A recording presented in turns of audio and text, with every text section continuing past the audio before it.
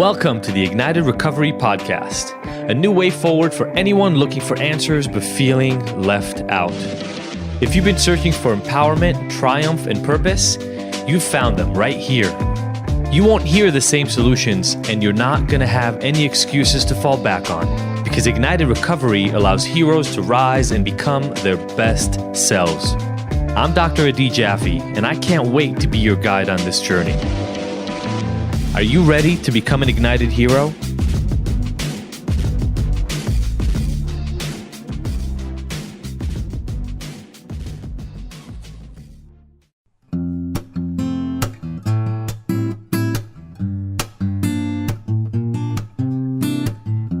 We've all been hearing about the microbiome and how important it is for our health. It's kind of funny, right? Only 10 years ago, we believed that killing the bacteria on everything was the way to go. I mean, do you remember those sanitizer sprays everywhere? And now we're gradually learning that, surprise, surprise, not really, we actually need the bacteria around us to thrive and even survive. The thing is that everybody's been focusing almost exclusively on the bacteria in your body that helps you digest food.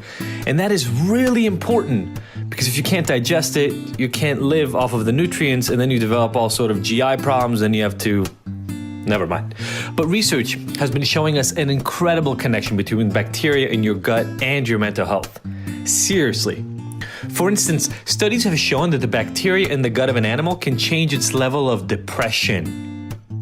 And more research is coming out showing that the same exact thing probably plays a role in anxiety, depression, maybe even autism and ADHD. Isn't that amazing? So I did some research and I decided to add a probiotic mix that helps not only mood, but also the communication between my gut and the brain. It's called Amare, and their wellness kit takes care of everything that I need. The probiotics that have been researched to provide actual tangible help, and the prebiotics and everything that those bacteria need to thrive and do their work. I've been using it myself for 3 months, and I gotta say, it's really helped regulate my mood and keep me even. And it's helping me feel less foggy too, especially in the morning. Look, these guys really did their research, and this stuff is top notch. If you want to get it for yourself, just follow the link in our show notes and you can join the mind biome revolution with me.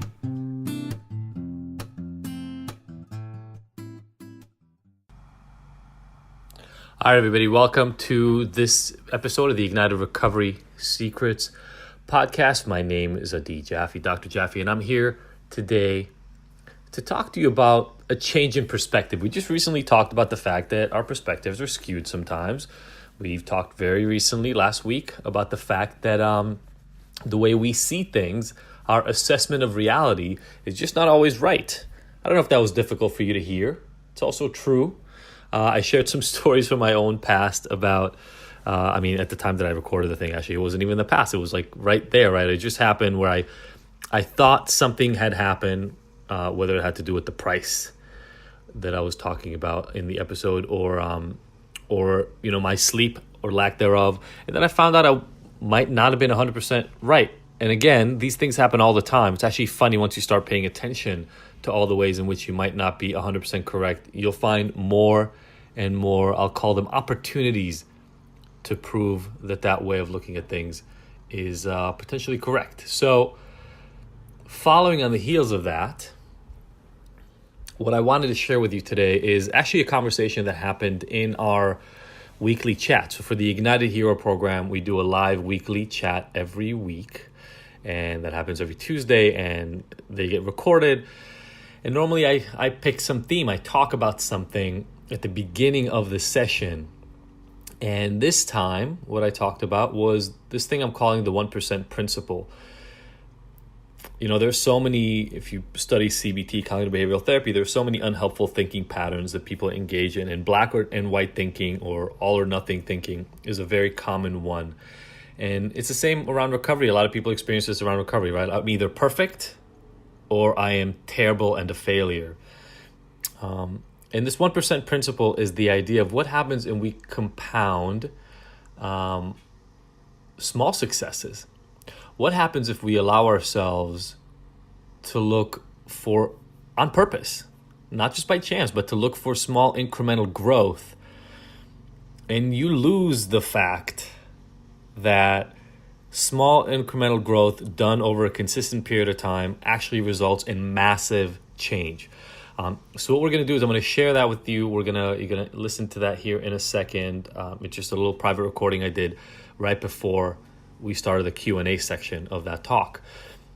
But I'm going to throw this number at you. I don't think I use this exact number in the conversation that we go over, but if you do 1% better per day on whatever your goal is over the next 365 days, just a 1% increase, making 1% more money than you do right now, right? So let's say on average you make $500 a day right now, $300 a day right now, and you want to do 1% better. So all you got to do tomorrow is figure out how to make $303, and then 1% better of that, and that, and that.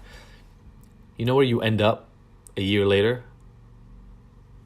You end up with 37 times the income you have in this moment. 37 times, only by going up 1% per day. It's incredible the massive changes you can experience by having small incremental changes performed consistently over time. So I hope you enjoyed this recording, and let us know. Screenshot this, tag me, tag Ignited. Let me know which parts of this resonated for you, which ones didn't. Let us be part of the conversation with you. The whole goal of these Friday episodes is to bring you some helpful tools and perspective shifters to change your life. Thank you so much for listening. See you on the flip side. And the concept that I want to introduce is what I'm calling the 1% principle.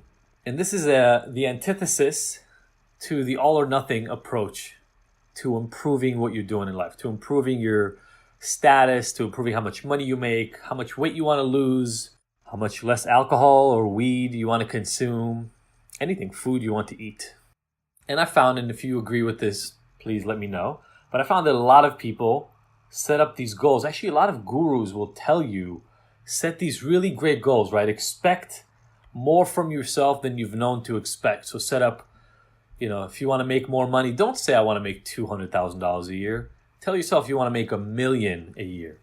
If you want to lose weight, you'd look better 8 pounds lighter, but why not lose 25 and really just knock it out of the park? Anybody here? These sort of approaches? Maybe not surprisingly, I'm going to go at this from the other end. And I did a little math for us before, and I calculated what would happen if instead of believing that we have to go huge, right, that we have to just knock it out of the park every single time, we allowed ourselves to actually think in small, incremental, tiny changes. Now, that doesn't mean we don't have to make a commitment to change on the front end. But what if we promise ourselves that every day, every week or so, we're going to improve by 1%, whatever it is that we're looking for, whatever it is that we're looking to do, right? So if I want to lose weight and I have this big goal in front of myself, all I want to do by next week is reach 1% of that goal. If I want to make more money, let's say I want to double my income, how can I find a way to improve my income to get closer to my goal by 1% in a relatively small time frame, a day, a week, something along those lines? And the thing that keeps a lot of people from doing something like this is it sounds insignificant. It sounds like it's not going to achieve anything. It sounds like, who even cares about 1%? Like, let's say, just for the math's sake, right? Like, if I want to lose 50 pounds, 1% would be a half a pound. A half a pound. Like, imagine saying to yourself, I only want to lose half a pound a week. I like doing this with percent, and I'll explain why in a second. But imagine saying to yourself, I just need 1%. And how can you feel right now, even as I'm talking about it, just how much more manageable it is to go down by a half a pound over this week? Now, if you do that, can somebody do the math really, really quickly? Let's say you want to lose weight and you can commit to that half a pound a week. Where are you in a year?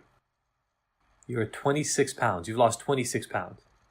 Now, if you do that, not only have you lost 26 pounds, but my guess is you've done it in a way that is continuously able to be maintained versus one of those flash diets where you lose 20 pounds and you have a hard time keeping that off. If you're looking to make money and you want to reach, a $200,000 increase in your pay, that seems monumental and it becomes overwhelming. How many people have been overwhelmed before because the goal you set for yourself seems, you want it, you really, really want it, but it seems so insane that even though you really want it, and we talk about this in the course at some point, your beliefs that you can get it done don't match up with your ability to reach that goal.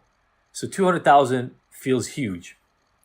20,000 might even feel big, but can I figure out a way to make $2,000 more over this next week, over this next month?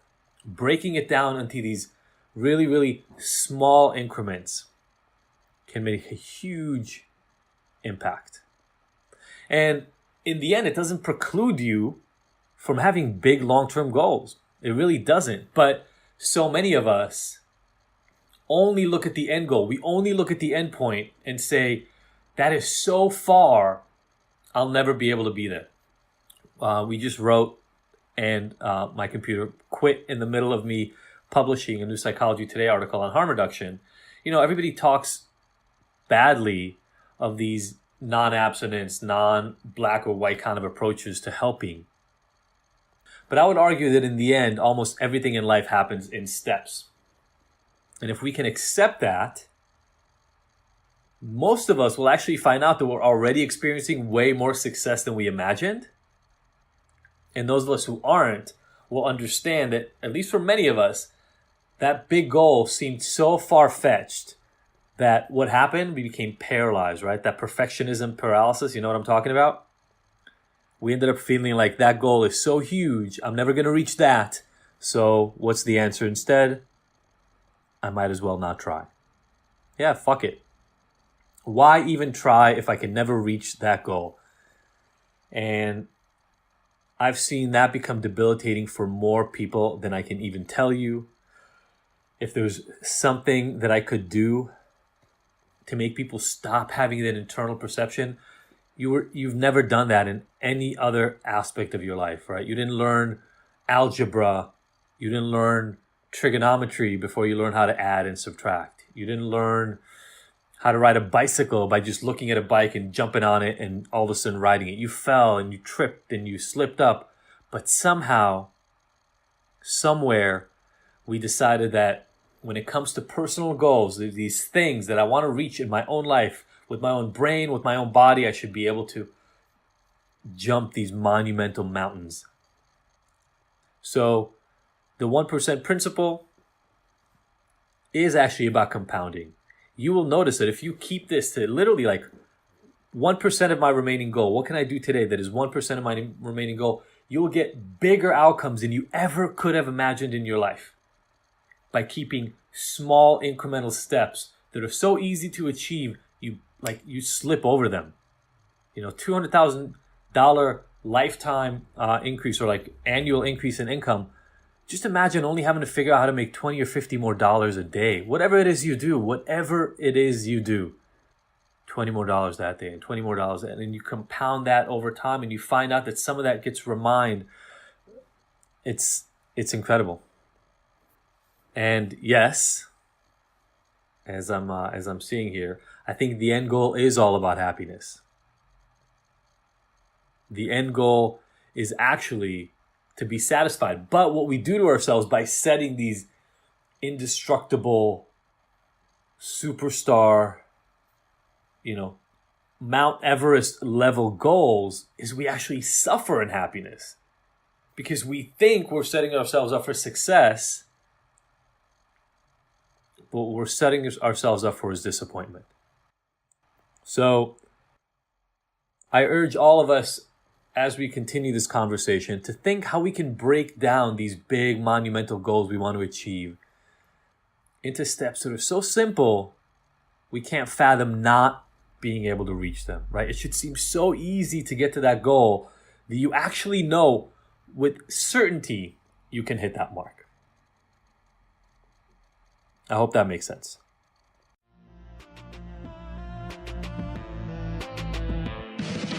Thank you for tuning in to the Ignited Heroes Recovery Podcast. I really hope you found the information here useful and that we'll see you back here next week. And look, I want to make sure that this podcast is the most useful it can be for you, so please let me know by emailing info@ignited.com if there are any specific topics or questions you'd like to have addressed. As usual, if you like this episode, I would love for you to leave us a 5-star review and rating. Thanks, and see you next week.